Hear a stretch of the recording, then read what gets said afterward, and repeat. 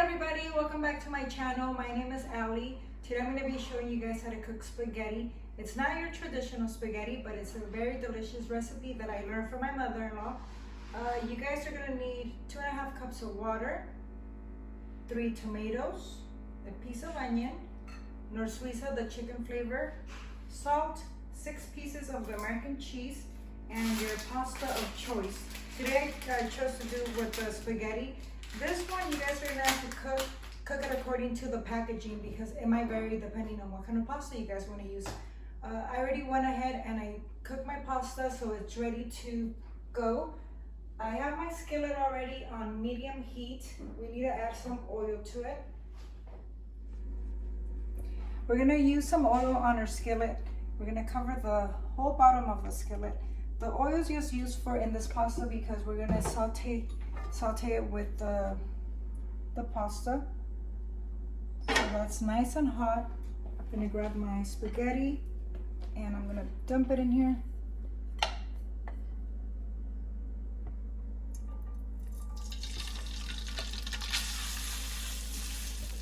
Make sure that your spaghetti is covered all with the oil.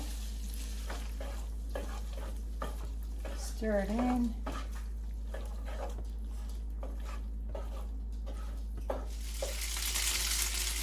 Your spaghetti should look like this. It's nice and covered with the oil, and like you can hear, it's cooking. So I'm just gonna saute this all together. Meanwhile, I'm gonna make the sauce. I'm gonna teach you guys how to do that, so follow me. I already cut the tomatoes in half to make it easier. So I'm gonna put my 3 tomatoes in here. My piece of onion. This is, again, a tablespoon of the knorr Suiza, which I love. Splash of salt. And we are going to blend this, okay?